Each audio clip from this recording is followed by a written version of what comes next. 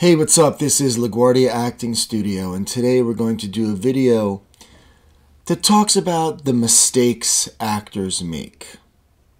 So I've been in this business, feels like around 200 years at this point, and I, through all my experience, have made numerous mistakes, and I've seen other actors make numerous mistakes. And I think it's important to just sort of put it out there to let actors know the things they should not be doing. And has nothing to do with being stupid or naive. It's just a lot of times people, when they're never taught something, how can they know what to do or what not to do? And in a business where it's just so damn hard, I want to just go over a bunch of things that as actors you should not be doing. Okay? Learn from the mistakes I've made. Okay, number one, and a lot of people don't know this, actors should never be directing other actors. And you see it a lot. Two actors are rehearsing a scene or they're on set, and one will say to the other, say it this way, or try it that way, or don't do this, do that. And the bottom line is, even though you normally feel a just reason for doing it, like the person's lost or the person sucks or whatever, it is just not done. It is a huge faux pas in the acting world. The only person who's allowed to direct an actor is the director. Okay? And unless an actor says to you like, hey, how do you think I should say this or how do you think I should do that? That's fine. When you're collaborating, you can share ideas.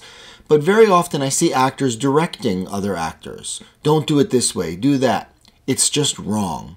Okay? It's like an unwritten law. Actors don't direct other actors. Lateness is something else that, of course, in any industry is bad. But in acting, it's just unforgivable. Okay, you can never be late for an audition, and you can never be late, especially once you've booked something for a film shoot, a TV show, things of that nature. It's just really bad. I was in a casting session once, and I'll show you how old I am. It was for All My Children, and I was sitting in the lobby with the other actors, and there was one actor who was not there yet, and I saw the casting director in the lobby on the phone, screaming at the guy's agent. Where is he? This is ridiculous. He should have been here 20 minutes ago. The producers won't wait.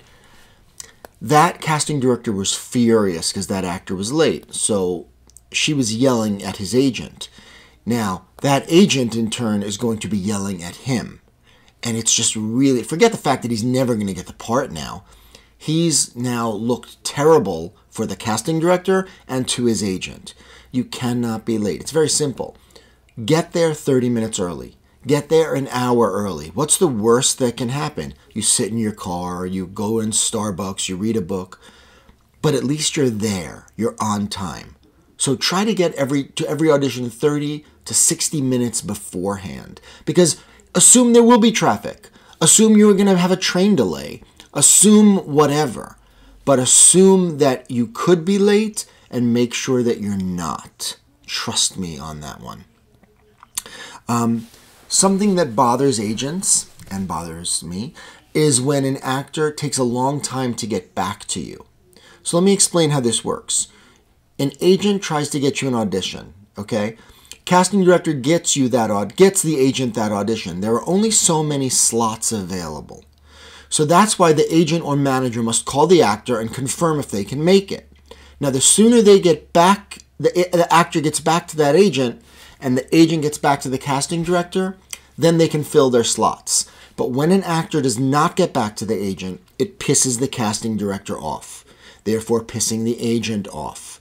You've got to get back to someone immediately. In today's world, the casting directors, agents, managers, they email you now.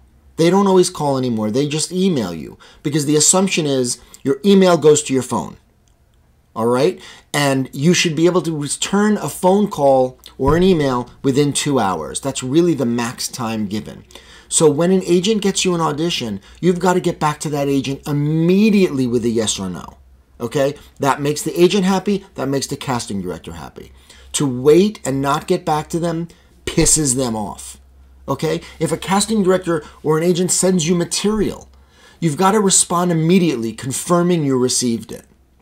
When I send material to actors and they take days to get back to me, it's annoying. But it's much worse in the industry. Okay? I know a woman who a manager left her a voicemail. It took her about a week to check the voicemail. By the time she got it, and it was to come in for an interview, by the time she got it, the manager no longer wanted to meet with her. And I don't know if she was just ticked off or she had found someone else, but whatever it was, she missed that window of opportunity. So be very prompt in returning things. It takes a second to confirm an email, to confirm material, to tell an agent you're available. Okay? In the olden days, actors always brought headshots to auditions. Nowadays, in the digital age, you almost never have to, but you always should. In the past, 30 auditions I've gone on, no, they did not ever ask for my headshot, but I was at an audition a few years ago for a TV show where they did. They did want to collect headshots, and the actors that didn't have them looked really bad and felt really stupid. Okay, it's just a basic thing. Carry one with you. You may never need it. You may never have to take it out of an envelope. But how hard is it to keep a headshot and resume with you, resume stapled firmly and securely to the back of the headshot? Just bring it with you to every audition. It doesn't hurt you, but it will if you don't have it when you need it. When you book a job, it should go on your resume. Your resume needs to be updated whenever there's anything to update it with. Keep it current, keep it fresh, keep it totally up to date. Okay? I've seen actors when they have to put their resume together quickly and they didn't add something to it. They write it in pen or pencil, or they mention, oh yeah, I'm also in this. It's just not on my resume yet. Just update it. It takes minutes. Or if you're one of my students, email me and I'll update it for you. But your resume needs to be kept up to date. Along those lines, your headshot must look like you. Okay? If you've aged a year or two, if your hair's a tiny bit longer, tiny bit shorter, that's not such a big deal. But when your headshot does not look like you, when the casting director calls you in and the person in the picture does not totally resemble the person walking in, it pisses them off. Okay? You must have headshots that are up to date and look like you. If you had long hair and it's short, if it's a different color, what have you, you need new pictures. Okay? You cannot send photos that do not look like you. It is the fastest way to get people pissed off at you. Okay? With self-submitting, okay, because that's such a big deal these days, there's two things that are very important. One, don't wait until the deadline. Okay, if you get an audition on Wednesday and it says, we must have this by Saturday, let me tell you what's going to happen on Saturday. They're going to have seen so many submissions that either they found what they want or they are sick of watching it. So when you submit late on Friday night thinking, oh, I just got it in, they may not even watch it. All right? When you have a self-submission, get it in early. And a self-submission is like God's gift to actors, because you walk into an audition room and if you screw up, if you suck, that's it. It's over. But a self-submission, you can do it over and over and over again until you get it right. So there's absolutely no reason not to have a self-tape that comes out great. But do it and get it in promptly. Do not wait until deadline. The other thing about self-submissions, and I've heard casting directors say this to my face, when they give you instructions, follow them to the T. Follow them flawlessly. If it says profile, full body, slate your name and your location, or whatever they ask, do it perfectly. Because I've had casting directors say, as soon as they don't follow the self-submission requirements exactly right, we disregard it, we delete it. And it's true. So follow them. And sometimes there's like 10 different things they want. Do it. Make sure you check off everyone and do it correctly. Nerves can affect you. When you're nervous, it can affect you, and all actors get nervous. But you've got to find a way not to let it choke you, okay? Right before you walk into that audition room, stop, take a deep breath, calm yourself, okay? Because you're very calm when you're doing it at home, and you nail it at home. Even in the car, you're calm, you get it, you have it. The lines you have down, you got it. And then very often, you get in front of that camera or you get into the audition room and you lose it. That's primarily nerves. Okay, it has nothing to do with talent. It's nerves.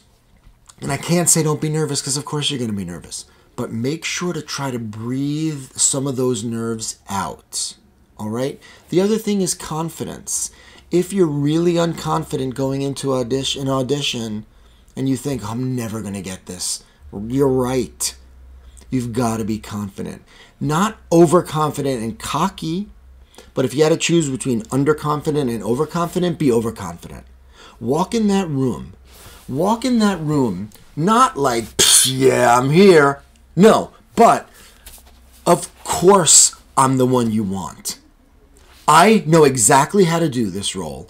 I can play this perfectly, and I'm going to. And I'm here, and I'm going to show you how I do this, and you're going to want me. That is not overconfident. That is exactly what you have to do. And they like it. I see in auditions, they respond well to actors who come in comfortable, confident, and ready to show I can do this. Not, oh my God, I'm so scared, I'm so nervous, I'm never going to get this. No. They don't want to invest in that. They want to invest in somebody who walks in comfortable saying, yeah, I'm here, and I'm the one you want. Okay? Of course, listening is LaGuardia's biggest pet peeve. If you're not listening, and what that basically means is that when the other actor is talking, or when whoever's opposite you is doing their lines, if you're not listening to that, and your focus is on saying your lines, you don't belong in that audition. You are not ready. Real actors listen. They listen and they respond. They listen and react. If you are just saying your lines, and when the other person's talking, you're getting ready to say your next line, nope, that's not what acting is. So make sure you stop and listen, okay? You must make choices. And this is something I repeat ad nauseum. But you have to make choices. You can't just learn your lines and go say them. You can't just go in and do your lines and hope that if you're a good enough actor, you get the part. You must make choices. You have to know why you say everything you say. You have to know what your character is feeling here, here, and here. You have to know, does it change? Do you respond when the other person says something? How do you respond? What is your character feeling at this point? What is your character feeling at that point? All of these things are based on choices, and they expect choices, strong choices. And a casting director once said to me, I'll allow bad choices because I'll just tell them how to do it, but I hate no choice. Okay? A lot of actors don't like to watch themselves. A lot of people don't like to watch themselves after they record or when they do a movie. They just never want to watch themselves. How are you going to learn what you're doing wrong? I mean, you can also see what you're doing right, and you can be impressed by yourself. That's fine. It is okay to watch and be like, damn, I'm good. That's great. But a lot of times you make errors on camera. If you don't watch, how are you going to see? You can't just trust how you feel. You've got to watch what you do and learn from the mistakes. Okay? Appreciate the quality work you do, but also learn from the mistakes. When you meet a casting director at an audition, at a workshop, write it down. Write the casting director's name down. Have a list of casting directors that you've met. So when an agent or a manager says, and they will, what casting directors know your work? Don't try to wing it. Don't be, caught at that moment and be like deer in headlights. Pull out a list and say, here's the casting directors who have seen me, who know me, who have cast me. It's very important. And you can't be trusted to remember when you're already nervous, when you're on the spot. So just keep a list, okay? So when you go on an audition, a lot of actors have no idea what to wear, okay? You want to dress appropriately for the role.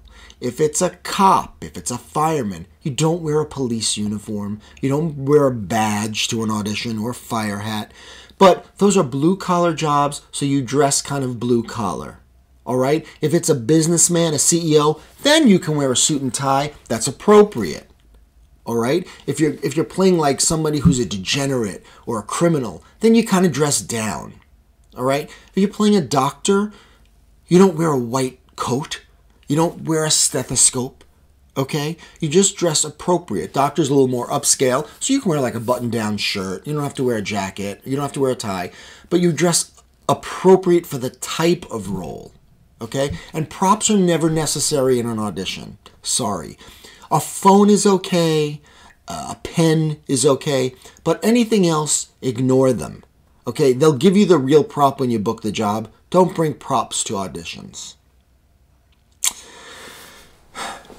When you get an audition, go. Okay? When you get an audition, go. And I say this because a lot of actors, they get auditions and then, oh, I don't feel good. I don't know. Do you know how many actors don't show up? How many actors, when I cast things, don't even show up? So going to an audition helps your chances greatly. Okay? Some people follow method acting. Method acting means, you know, if you're playing a baseball player, that you can actually train on a baseball team. You can travel with a baseball team. You know, you can go to a minor league and get a feel for it. That's a form of method acting. Taxi driver, De Niro actually got into taxi cabs, actually drove people around. But don't take it to a level where it's wrong. And I specifically mean as far as like getting drunk and getting high. If your character's drunk in a scene, you're an actor. Act it. Do not drink. Never show up to rehearsal or to a performance drunk or high. Okay, even if you've heard stories, oh, you know, Seth Rogen was high on the... Never perform or go to rehearsal drunk or high. It is the fastest way to get fired, and your reputation will be shot. Okay. Don't forget, if you're non-union, you can submit for union jobs. Non-SAG-AFTRA actors can do up to 3 SAG-AFTRA jobs before they have to join. So if you're non-union and it's a SAG audition, a SAG film, and you think, oh, damn, I can't audition. Yes, you can. Everybody is born non-union. And you have to be non-union until you book a union job. And there is where you start to be able to be allowed to be union. So do not be discouraged about union work. Apply for it. Audition for it. You're allowed to do 3 union jobs before you're forced to join. And the biggest mistake actors make is if they are doing this for fame or money. Look, it's great to get paid a lot to be an actor. And to me, fame is an amazing benefit. But if that's why you're doing it, if you're like, damn, I want to get money, I want to be famous, I'll be an actor, it's going to be a horrifically tragic road for you. This business is excruciatingly difficult. But the way through it is if you love what you're doing. You have to enjoy performing. You have to love being on stage, love being in front of a camera, love being in a movie theater and knowing you're in that movie. Love the process, love the rehearsal, even when it's hard, even when it's a pain in the ass. If you do not love acting, I didn't say like. If you like acting, do it as a hobby, do a community theater, that's fine. But unless you love it, don't pursue this as a career, because it can be treacherous. Doesn't mean you won't succeed. You can still make it. You can still be successful, even if it's a long, hard road. But that road to success is tempered with the fact that if you love what you do, then you enjoy the journey. Okay? If I'm like obsessed with Disney. So if I'm going to Orlando and it's a horrible ride to get there, my car breaks down, it'll be worth it because I know where I'm trying to get to. Okay? But if my goal is to get to like Michigan, what the hell am I going to Michigan for? The struggle to get to Michigan, it's not worth it. I don't even know if this is the right example or the right analogy. Bottom line is this. You have to love acting to be a professional actor. Otherwise, it's not worth it. Don't make any of these mistakes.